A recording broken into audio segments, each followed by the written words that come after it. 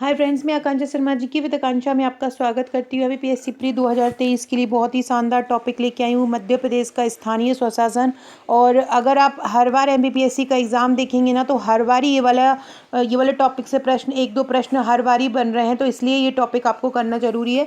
जो मेरी MPPSC prelims की टेस्ट सीरीज़ है, उसमें जो टेस्ट 46 है, उसमें से ये मैं करा रही हूँ।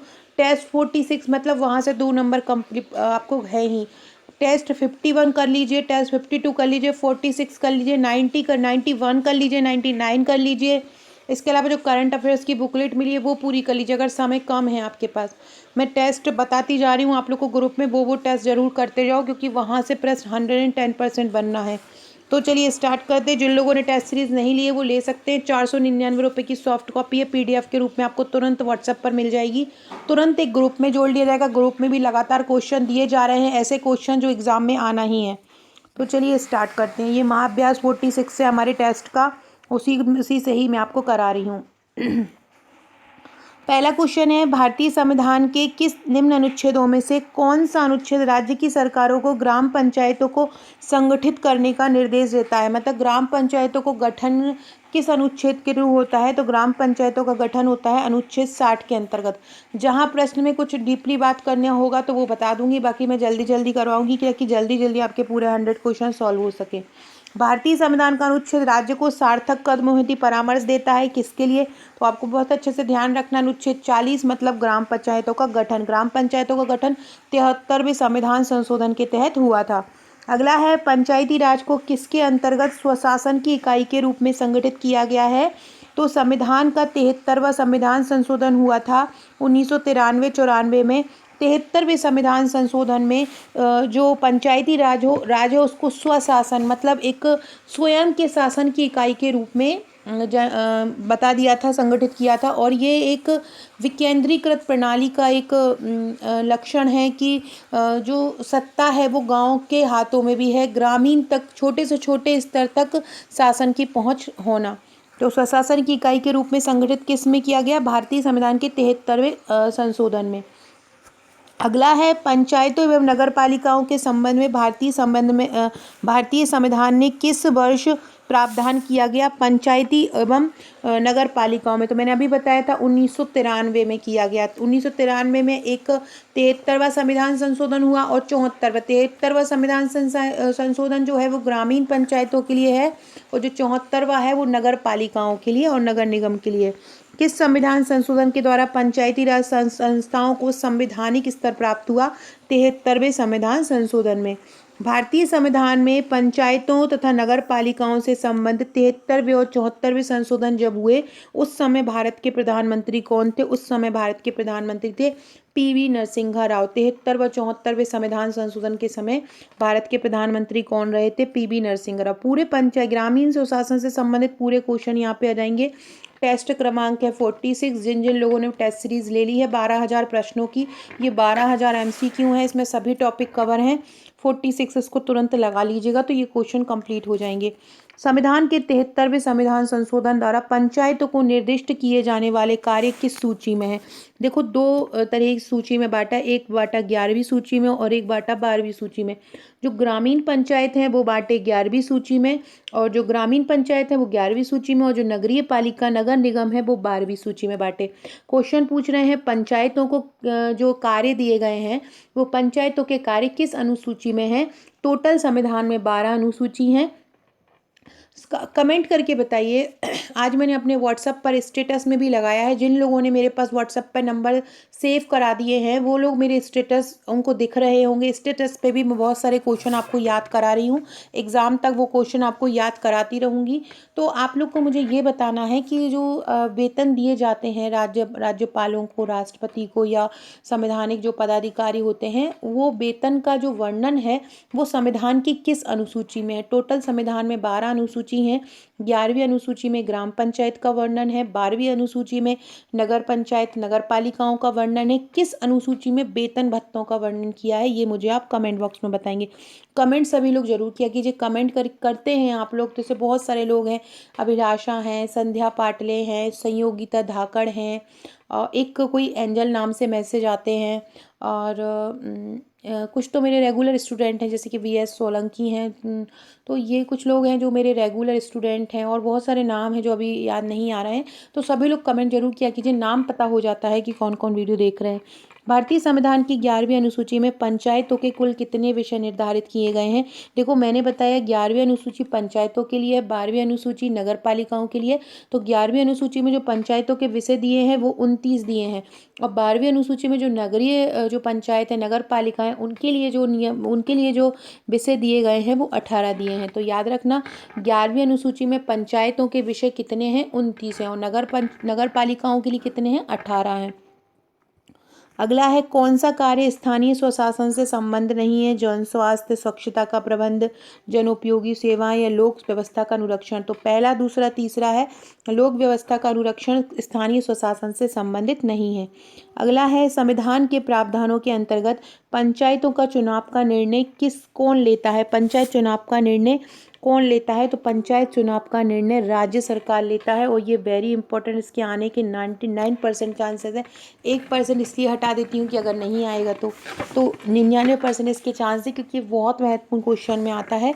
संविधान के प्रावधानों के अंतर्गत पंचायत चुनाव कराने का निर्णय किसके द्वारा लिया जाता है? तो जो पंचायत चुनाव होते हैं, पंचायत चुनाव कराने का निर्णय राज्य सरकार लेती है। तो आपको ये याद रखना है, पंचायत चुनाव कराने का निर्णय कौन लेता है? राज्य सरकार लेती है। अगला क्वेश्चन है, पंचायती राज विषय कैसा है? पंचायती राज किस सूची का विषय है? समवर्ती सूची का है, केंद्र सूची का है, राज्य सूची का है, या शेषाधिकार और दूसरे अधिकारों की सूची है? तो आपको बताना है कि पंचायती राज किस विषय का है, समवर्ती, केंद्र या राज्य। तो जो पंचायती राज्य है वो राज्य सूची का विषय है, क्योंकि जो पंचायती व्यवस्था होती है वो राज्य स्तर पर लागू होती हैं। अभी हमने ऊपर पढ़ा है कि राज्य सरकार इसको लागू करते हैं। तो ये किस सूची का विषय है? राज्य सूची। संविधान में 3 सूची बांटी गई हैं, केंद्र सूची, राज्य सूची, समवर्ती सूची। जो केंद्र सूची होती है वो केंद्र का अधिकार होता है, राज्य सूची जिसमें राज्यों का अधिकार होता है, और समवर्ती सूची जिसमें केंद्र और राज्य मिलकर बनाते हैं। एक और अवशिष्ट विषय होता है, इसमें क्या होता है ना, जो अधिकार केंद्र को दे दिए जाते हैं। पंचायत चुनाव कितने वर्षों में होते हैं? 4 वर्षों में, 5 वर्षों में, 6 वर्षों में, या सरकार की इच्छा अनुसार। तो जो पंचायत चुनाव होते हैं वो प्रत्येक 5 वर्षों में होते हैं। 73वें संविधान संशोधन का अभिपालन करने वाला पहला राज्य कौन है? हमारा मध्य प्रदेश। भारत में राष्ट्रीय पंचायत दिवस कब मनाया जाता है? 24 अप्रैल को। कब मनाया जाता है भारत में पंचायती राज दिवस? 24 अप्रैल को भारत में पंचायती राज दिवस मनाया जाता है। अगला क्वेश्चन देखते हैं। देखिए फ्रेंड, ये आपको दिख रहा होगा, हर टेस्ट के नीचे उसके आंसर भी मैंने लिखे हुए हैं, ताकि आपको, अगर आप मोबाइल से भी टेस्ट लगाते हैं तो आपको आंसर ढूंढने में ज़रा भी प्रॉब्लम नहीं आए। भारत में महिलाओं के लिए स्थान आरक्षित हैं कि कहाँ पे हैं? विधानसभाओं में, मंत्रिमंडल में, लोकसभा में, पंचायती राज संस्थाओं में। तो इसका आंसर क्या हो जाएगा? महिलाओं के लिए स्थान आरक्षित हैं, 1/3 महिलाओं के लिए स्थान आरक्षित हैं, और अभी वर्तमान में 50% कर दिया है। कहाँ पे है? पंचायती राज संस्थाओं में।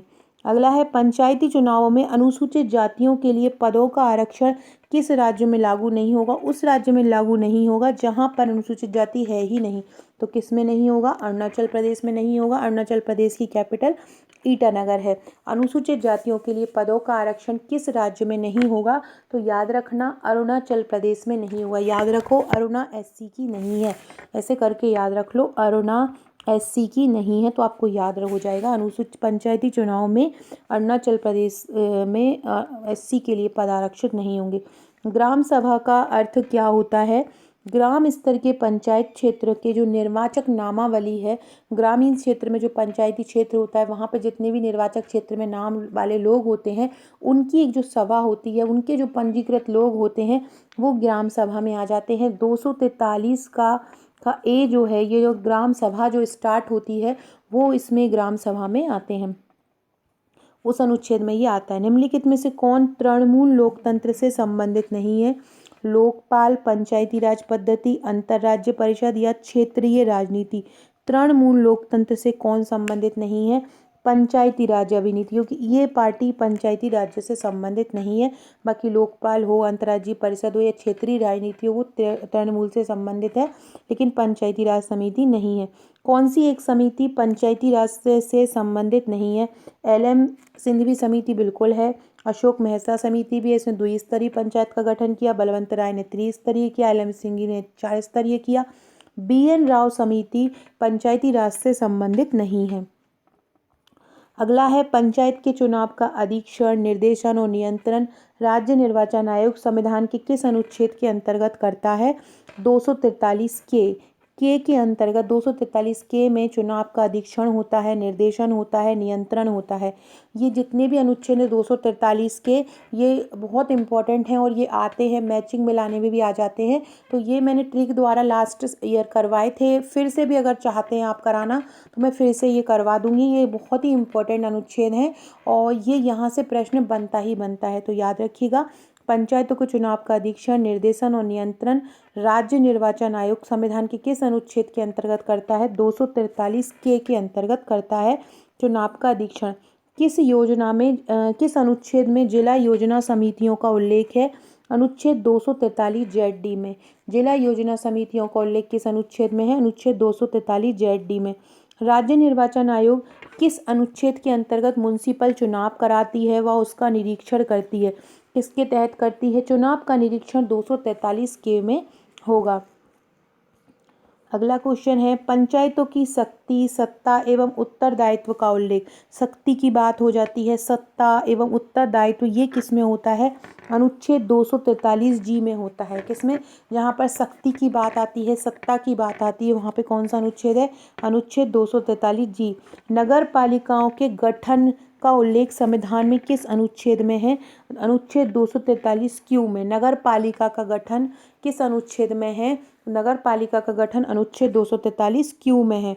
पंचायतों का गठन का उल्लेख किस में है? पंचायतों का गठन 243 B में है। नगर पालिका का 243 Q में है और पंचायतों का गठन 243 B में है। बाढ़ समितियों के गठन का उल्लेख संविधान के किस अनुच्छेद में है? बाढ़ समिति 243 S में है। समिति से S आ गया, यहाँ भी S आ गया, तो बाढ़ समिति के गठन का उल्लेख किस अनुच्छेद में? 243 S में। 73वें संविधान अधिनियम द्वारा क्या जोड़ा गया है? कौन सा भाग जोड़ा गया है 73वें संविधान संशोधन द्वारा? तो भाग 9 जोड़ा है। भाग 9 73वें संविधान संशोधन द्वारा जुड़ा है और 74वें संविधान संशोधन द्वारा भाग 9 का जोड़ा है। पंचायत का अर्थ है संविधान के किस अनुच्छेद के अंतर्गत गठित ग्रामीण क्षेत्र के लिए स्वशासन की एक संस्था? 243 B। यहाँ पर भी गठन आ जाएगा ग्रामीण क्षेत्र, वहाँ पे 243 B मतलब ग्राम पंचायत का बनना, गठन होना, तो जहाँ भी गठित ग्रामीण क्षेत्र आ जाएगा वहाँ पे 243 B आ जाएगा। मध्य प्रदेश पंचायती राज अधिनियम 1993 में कितनी धाराएं और कितने अनुच्छेद हैं? तो 132 धाराएं हैं और 15 अध्याय। ये पूछ रहे थे जो मध्य प्रदेश पंचायती राज अधिनियम आया है उसमें कितनी धाराएं हैं, कितने अध्याय हैं? तो 132 धाराएं हैं और 15 अध्याय हैं। मध्य प्रदेश में पंचायती राज व्यवस्था कितने स्तर की है? तो ग्राम पंचायत, जिला, जनपद पंचायत और जिला पंचायत। इस प्रकार से मध्य प्रदेश में पंचायती राज व्यवस्था 3 स्तर की है, तो ये याद रखना। अगला है मध्य प्रदेश राज्य निर्वाचन आयोग में कौन आयुक्त नहीं रहा है? गोपाल चरण शुक्ल रहे हैं, R परशुराम भी रहे हैं, अजीत रायजादा भी रहे हैं, अबनी वैश्य मध्य प्रदेश राज्य निर्वाचन आयोग के सदस्य नहीं रहे हैं। फ्रेंड, डिस्क्रिप्शन बॉक्स में आपको मेरे WhatsApp, Telegram, Facebook, Twitter, Insta का लिंक मिल जाएगा। ज्वाइन नहीं किया है तो ज्वाइन कर लीजिएगा। इसके बाद आकांक्षा 1957 मेरी इंस्टाग्राम आईडी है।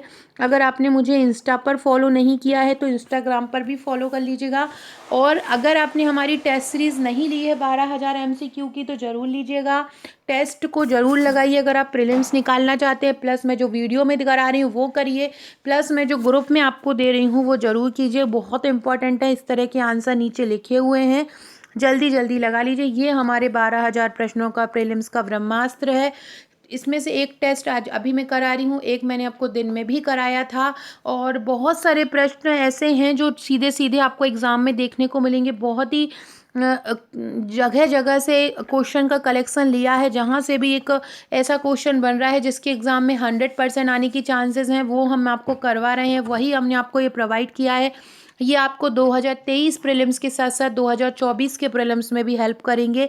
ये टोटल 3 बुकलेट आपको 3 पीडीएफ के रूप में मिलेंगी। एक पीडीएफ में आपको 1 से 50 तक टेस्ट है, एक में आपको 51 से 100 तक है, और तीसरी जो है वो अति महत्वपूर्ण करंट अफेयर्स हैं 2000, जहाँ पे एमपी का करंट है, राष्ट्रीय करंट है, अंतर्राष्ट्रीय करंट है। सॉफ्ट और हार्ड दोनों में उपलब्ध है, लेकिन अब समय कम के कारण हार्ड कॉपी इस एग्ज़ाम तक तो आपके पास नहीं पहुंचेगी। लेकिन हाँ, अगर हम नेक्स्ट प्रीलिम्स की तैयारी करेंगे तो यह हार्ड कॉपी आपके लिए बहुत हेल्पफुल रहेगी, तो आप उसके लिए मंगवा सकते हैं। 6 से 7 दिन हार्ड कॉपी पहुंचने में लगते हैं। बाकी आप सॉफ्ट कॉपी लेके मोबाइल में भी इसके क्वेश्चन लगा सकते हैं। बहुत ही शानदार हर एक टॉपिक, जैसे कि ये वाला जो टेस्ट 46 है, ये स्थानीय स्वशासन को बेस्ड है। इसमें पूरे स्थानीय स्वशासन से संबंधित क्वेश्चन है जो हर बारी एग्जाम में पूछे। ऐसे अलग अलग टॉपिक के टेस्ट बने हुए हैं, टॉपिक वाइज ये सीरीज, जैसे 1 से 10 तक यूनिट 1 के हैं, 11 से 20 तक यूनिट 2 के हैं। इस प्रकार से ये क्वेश्चन कवर किए गए हैं। अगला क्वेश्चन है, संविधान में 73वां संशोधन अधिनियम 1992 की निम्नलिखित क्रांतिकारी विशेषताओं के संबंध में विचार कीजिए। जो 73वां संविधान संशोधन है उस पर आपको विचार करना है। पहला है, पंचायती राज संस्थाओं को संवैधानिक दर्जा हाँ दिया गया है। दूसरा है, पंचायती राज संस्थाओं के अनिवार्य निर्वाचन, ये भी सही है।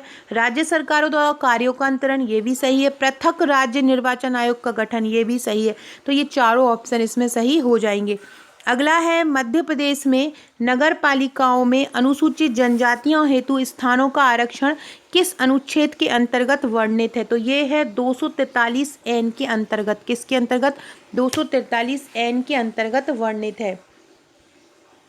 एक सेकेंड रुकिएगा। मध्य प्रदेश में नगर पालिकाओं में अनुसूचित जनजातियों का आरक्षण किस अनुच्छेद के अंतर्गत है? 243 ना, याद रखिएगा, 243 ना के अंतर्गत ये वर्णित है। और अनुच्छेद जो 330 है वो विधानसभाओं में अनुसूचित जाति और अनुसूचित जनजातियों को बताता है। तो याद रखिएगा 243 ना जो है अनुच्छेद बताता है नगर पालिकाओं में आरक्षण। और अगर इसको हम इंग्लिश में देखें तो 243 टी बताता है। 243 टी अगर इसको इंग्लिश में लिखते हैं तो 243 टी बताता है। ग्राम सभा की बैठकों का संयोजन कौन करता है? ग्राम पंचायत का सचिव करता है। ग्राम सभा की बैठकों का संयोजन कौन करता है? ग्राम पंचायत का जो सचिव होता है वो ग्राम सभा की बैठक बुलाने के लिए जिम्मेदार होता है। अन्य सभी पंचायती राज संस्थान जैसे ग्राम पंचायत, ब्लॉक पंचायत और जिला प्रसाद परिषद का गठन निर्वाचित प्रतिनिधियों द्वारा किया जाता है। राष्ट्रीय पंचायती राज दिवस कब मनाया जाता है? 24 अप्रैल को मनाया जाता है। ये वाला क्वेश्चन एक बार पूछा गया है तो ये आपको ध्यान रखना है। ग्राम सभा की बैठकों का संयोजन कौन करता है? ग्राम पंचायत का सचिव करता है। संवैधानिक प्रावधानों के अनुसार जिला परिषद के अध्यक्ष का चुनाव कैसा होगा? अप्रत्यक्ष रूप से होगा। जिला परिषद का अध्यक्ष जो होगा, जिला परिषद का अध्यक्ष कैसे चुना जाएगा? अप्रत्यक्ष रूप से चुना जाएगा। पंचायत के चुनाव कराने का निर्णय किसके द्वारा लिया जाता है?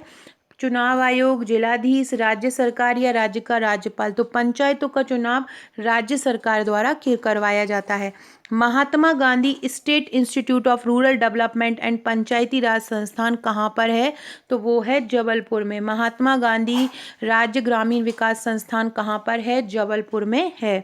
अगला है, पंचायती चुनाव लड़ने के लिए न्यूनतम आयु कितनी होनी चाहिए?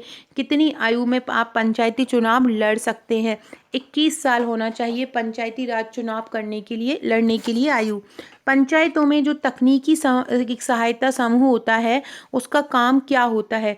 वो जो तकनीकी सहायता समूह होता है वो विकास योजना तैयार करने में सहायता करता है। तकनीकी सहायता समूह क्या करता है? विकास योजना तैयार करने में सहायता करता है। जनपद पंचायत के मुख्य कार्यकारी अधिकारी के रूप में कौन कार्य करता है? तो जनपद पंचायत का जो मुख्य कार्यकारी अधिकारी होता है वो राज्य सरकार का एक अधिकारी होता है जो पीएससी द्वारा ही सिलेक्ट होता है। अगला है बलवंत राय समिति, जो कमेटी आई थी 1956-57 में, उसने सुझाव दिया कि पंचायती राज संरचना में क्या होना चाहिए। तो एक ग्राम स्तर होना चाहिए, एक खंड मतलब एक ब्लॉक स्तर होना चाहिए और एक जिला स्तर होना चाहिए। तो सी इसका आंसर हो जाएगा। पंचायत का कार्यकाल कितना होना चाहिए? तो पंचायत का कार्यकाल जो पहली बैठक हो उससे 5 वर्ष तक होना चाहिए पंचायत का कार्यकाल।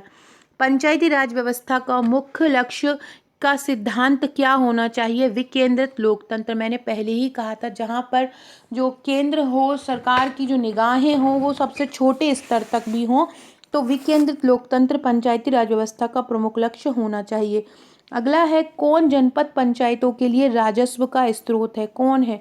तो फेरी सेवाओं की नीलामी और नौका सेवाओं का पट्टा। जो फेरी वाले होते हैं उनकी सेवाएं होती हैं, उनकी नीलामी होती है, ये सब जनपद पंचायतों के राजस्व का स्रोत है। अगला क्वेश्चन है, अशोक मेहता समिति का गठन कब किया गया था? अशोक मेहता समिति 1977 में बना था। कौन सी ग्राम पंचायत द्वारा अपनाई जाने वाली लेखा प्रणाली है जो ग्राम पंचायत द्वारा अपनाई जाती है? दोहरी प्रविष्टि पद्धति। कौन सी? दोहरी प्रविष्टि पद्धति ग्राम पंचायत द्वारा अपनाई जाने वाली लेखा प्रणाली है। अगला क्वेश्चन है, इनमें से कौन सा पंचायत का कार्य नहीं है?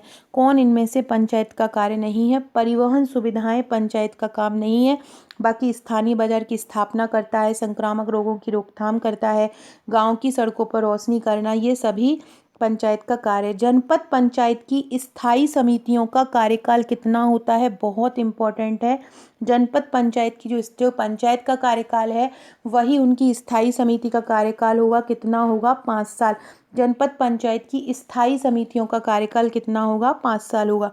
एक जिला परिषद को कौन भंग कर सकता है? एक जिला परिषद को राज्य सरकार भंग कर सकती है। जिला परिषद को कौन भंग कर सकता है? राज्य सरकार।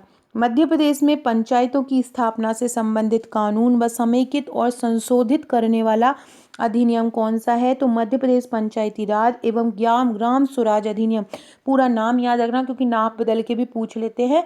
तो मध्य प्रदेश पंचायती राज एवं ग्राम स्वराज अधिनियम 1993। किस राज्य में पंचायती राज सबसे पहले और इसका वर्तमान स्वरूप लागू हुआ? पंचायती राज सबसे पहले लागू हो गया था राजस्थान के नागौर में।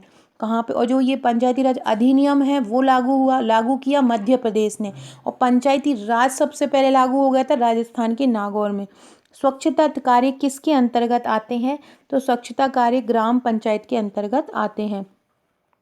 क्या ग्राम पंचायत का सचिव का कार्य नहीं है? रिकॉर्ड और रजिस्टरों की मरम्मत, ये तो पहला तो होगा।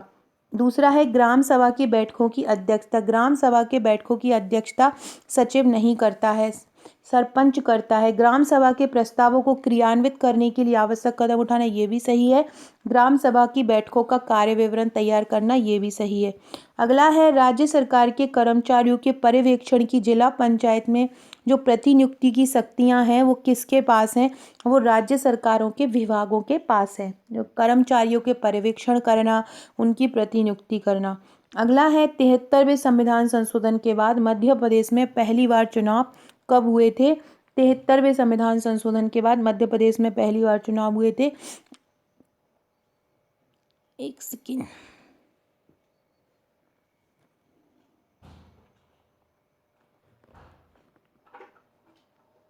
ग्राम पंचायत का ये 73वें संविधान संशोधन के बाद पहली बार चुनाव 1972 में नहीं 1994 में हुए थे। तो 1972 में तो ये संशोधन ही नहीं आया था। संशोधन अधिनियम 1992 के तहत 1993 में आया था, जिसके बाद 1994 में इसके चुनाव हुए थे।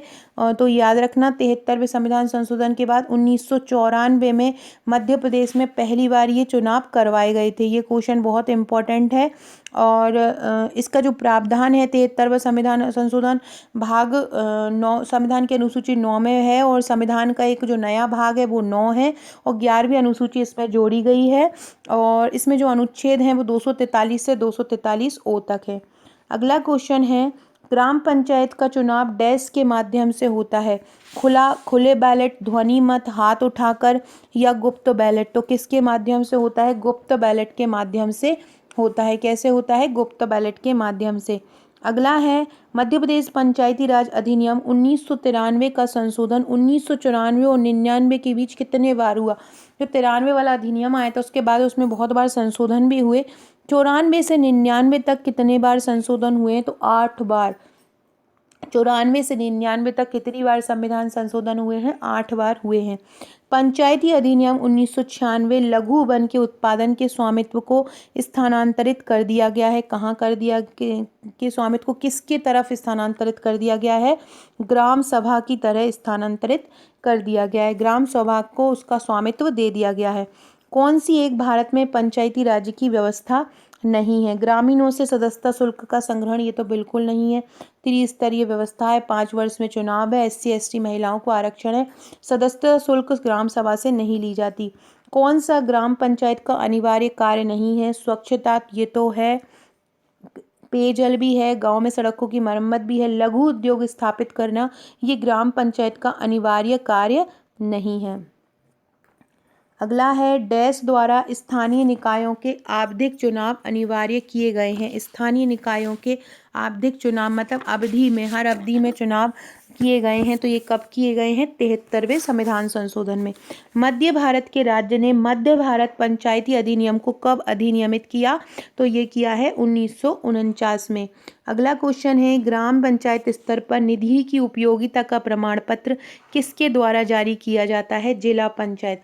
ग्राम पंचायत स्तर पर निधियों की उपयोगिता का प्रमाण पत्र किसके द्वारा जारी किया जाता है, जिला पंचायत। कौन जिला पंचायत का सदस्य नहीं बन सकता है, कौन नहीं बन सकता है, तो ग्राम पंचायत का अध्यक्ष। ग्राम पंचायत का जो अध्यक्ष होगा वो जिला पंचायत का सदस्य नहीं बन पाएगा। National Institute of Rural Development and Panchayati Raj संस्थान राष्ट्रीय स्तर का कहाँ पर है, तो राष्ट्रीय स्तर का हैदराबाद में है, राष्ट्रीय ग्रामीण विकास एवं पंचायती राज संस्थान। ग्रामीण पंचायत स्तर पर अभिलेखों का रख रखाव कौन करता है, तो ये करता है ग्राम पंचायत का सचिव। किस जिले में अधिकतम ग्राम पंचायतें, इनमें से कहाँ पर सबसे ज़्यादा ग्राम पंचायतें हैं, रीवा में। पंचायती राज को किस अनुसूची में रखा गया है, राज्य सूची में रखा गया है।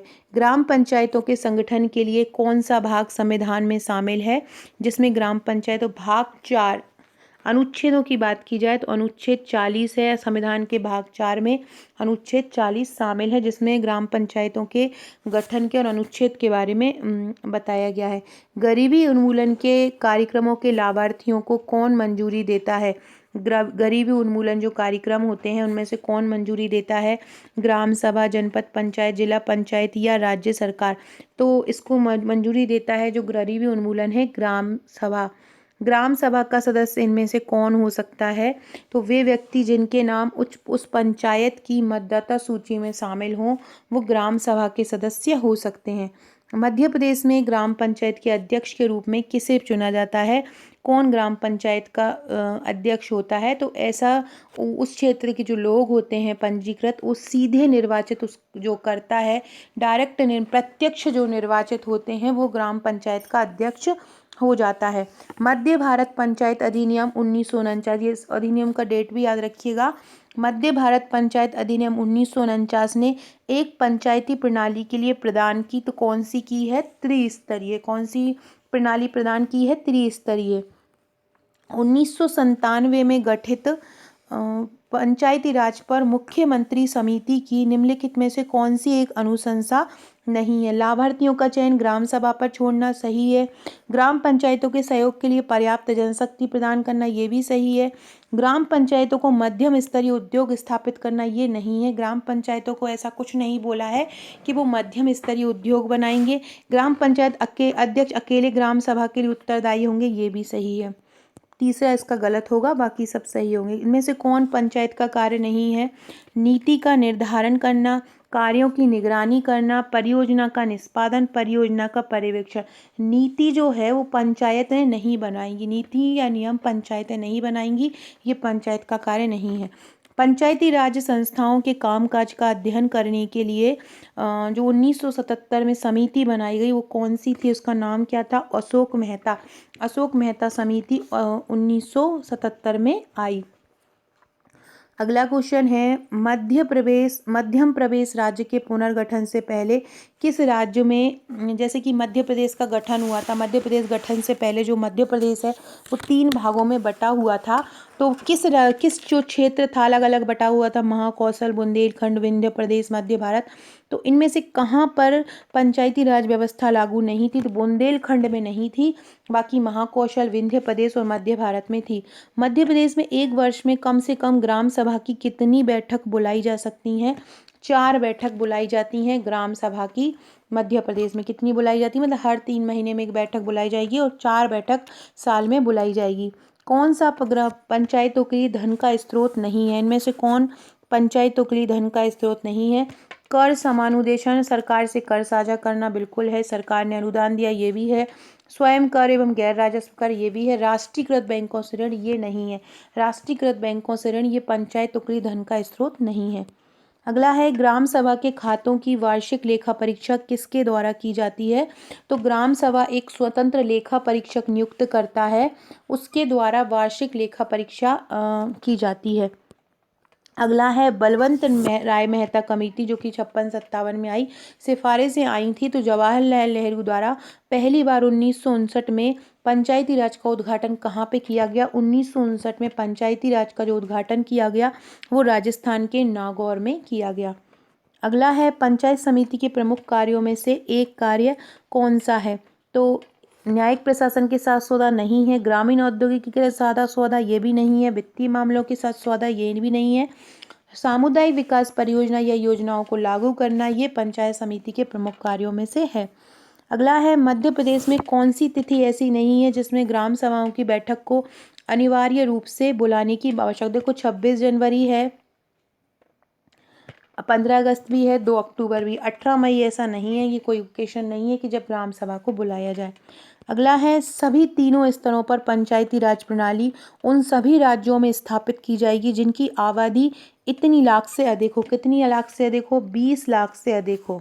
कितनी? 20 लाख से अधिक होना चाहिए, वहाँ पर तीनों स्तरों पर पंचायती राज प्रणाली होगी। कितनी होना चाहिए आबादी? 20 लाख से अधिक होना चाहिए, उन राज्यों में स्थापित की जाएगी जहाँ की आबादी 20 लाख से अधिक हो। ग्राम पंचायतों की बैठकों की कार्यसूची कौन निर्धारित करता है? तो ग्राम सभा की बैठकों की कार्यसूची ग्राम पंचायत निर्धारित करता है। निम्नलिखित में से क्या ग्राम कोष का घटक नहीं है? अन्य कोष, सामग्री कोष, श्रम कोष या नगद कोष? इनमें से कौन नहीं है? सामग्री कोष नहीं है, बाकी अन्य कोष भी है, श्रम कोष भी है और नगद कोष भी है। ग्राम विकास समिति को छोड़कर ग्राम सभा की स्थायी समिति के अध्यक्षों का कार्यकाल कितना होता है? 1 वर्ष होता है। ग्राम विकास समिति को अगर छोड़ दें और ग्राम सभा की स्थायी समिति के जो अध्यक्ष होते हैं, समिति स्थायी का तो 5 साल होता है, लेकिन जो ग्राम सभा की जो स्थायी समिति होती है उनके अध्यक्षों का कार्यकाल जो होता है 1 साल होता है। इसमें ग्राम विकास समिति नहीं होती। कौन सा दिन राष्ट्रीय पंचायती दिवस के रूप में मनाया जाता है? 24 अप्रैल। 73वें संविधान संशोधन के बाद मध्य प्रदेश में पहली बार चुनाव कब हुए थे? 1994 में हुए थे। भारत में पंचायती राज का वास्तुकार किसको माना जाता है? बलवंत राय मेहता को पंचायती राज का वास्तुकार माना जाता है और ये मुख्यमंत्री भी रहे हैं। ग्राम पंचायत में लेखा प्रणाली क्या है? ग्राम पंचायत में double entry bookkeeping system. ग्राम पंचायत में लेखा प्रणाली क्या है? Double entry bookkeeping system को ग्राम पंचायत में लेखा प्रणाली कहा जाता है। मध्य प्रदेश में पंचायती राज जो है वो कितने स्तरीय है? 3 स्तरीय है। अगला क्वेश्चन है, बलवंत राय समिति की समीक्षा करने के लिए किसको नियुक्त किया गया है? कृषि विकास, पंचायती राज, निर्वाचन प्रणाली, किसको नियुक्त किया है? तो इसके लिए सामुदायिक बलवंत राय समिति को सामुदायिक विकास कार्यक्रम आया था 1952 में। ये भी पूछा जाता है सामुदायिक विकास कार्यक्रम कब आया था? तो सामुदायिक विकास कार्यक्रम आया था 1952 में। उसकी समीक्षा करने के लिए बलवंत राय मेहता समिति को नियुक्त किया था। भारत में कौन सी पंचायती राज की व्यवस्था नहीं है? त्रिस्तरीय व्यवस्था है, 5 सालों में चुनाव है, महिला आरक्षण है, सदस्य शुल्क का संग्रहण नहीं है। ग्राम पंचायत पर कर शुल्क लगाने के प्रस्ताव को कौन अनुमोदित करता है? जनपद पंचायत करती है। जो शुल्क लगाने का प्रस्ताव है ग्राम पंचायत पर, उसे कौन अनुमोदित करता है? जनपद पंचायत। ये बहुत इंपॉर्टेंट क्वेश्चन है। ग्राम पंचायत स्तर पर कर लगाने के प्रस्ताव को कौन अनुमोदित करता है? और ग्राम पंचायत के कार्यक्रम जो परियोजनाएं होती हैं उसको ग्राम सभा अनुमोदित करती है। और पंचायत की जो अध्यक्षता है वो गांव के अध्यक्ष के रूप में की जाती है, जिसे सरपंच कहते हैं। और ग्राम पंचायतों को जो अनुदान दिया जाता है या शुल्क लगाने का प्रस्ताव किया जाता है वो जनपद पंचायत करती है। तो अनुदान की बात हो या शुल्क लगाने के प्रस्ताव की बात हो तो कौन करेगा? जनपद पंचायत करेगी। ये बहुत महत्वपूर्ण है, इसको याद रखिएगा। अगला है, यदि किसी भी स्तर पर एक पंचायत का अध्यक्ष अनुसूचित जाति, अनुसूचित जनजाति, अन्य पिछड़े वर्गों से संबंधित नहीं है तो उसे किस वर्गों से संबंधित जरूर होना चाहिए? तो अगर अध्यक्ष नहीं है इन वर्गों का तो किसको इन वर्गों से संबंधित होना चाहिए? तो कम से कम उपाध्यक्ष इन वर्गों से संबंधित हो। यदि सरपंच SC ST का या OBC का नहीं हो तो उपाध्यक्ष इसका जरूर होना चाहिए। अगला है, पंचायतों के द्वारा किस कर को वसूला जाता है? बिक्री कर, भू राजस्व, सीमा कर या स्थानीय मेलों पर कर? तो पंचायतों जो गाँव में मेले लगते हैं उनसे जो कर लिया जाता है वो गाँव की जो सभाएं होती हैं और जो गाँव की जो सफाई वगैरह होती है उसके लिए जिम्मेदार होते हैं। तो वो स्थानीय मेलों पर कर पंचायतों के द्वारा वसूला जाता है। मध्य प्रदेश पंचायती राज अधिनियम 1991 जो आया था वो कौन सी कमेटी के द्वारा आया था? वो MP दुबे कमेटी थी। मध्य प्रदेश पंचायती राज अधिनियम 1981 कौन थी? MP दुबे कमेटी थी। जिला पंचायत स्तर पर पदेन सदस्य कौन होता है? जिला पंचायत स्तर पर जो पदेन सदस्य होते हैं वो विधायक और सांसद दोनों होते हैं। जिला पंचायत स्तर की बात हो रही है। जिला पंचायत स्तर पर जो पदेन सदस्य होते हैं वो विधायक और सांसद दोनों होते हैं। सो फ्रेंड्स, ये थे हमारे आज के क्वेश्चन। बहुत ही शानदार ये क्वेश्चन थे। कल मध्य प्रदेश की जनगणना या राज्य व्यवस्था में से सुबह में एक वीडियो लेके आऊँगी। चैनल पर बने रहिएगा। न्यू है चैनल को तो शेयर कीजिएगा, लाइक कीजिएगा और सब्सक्राइब कीजिएगा। Okay friends, thank you.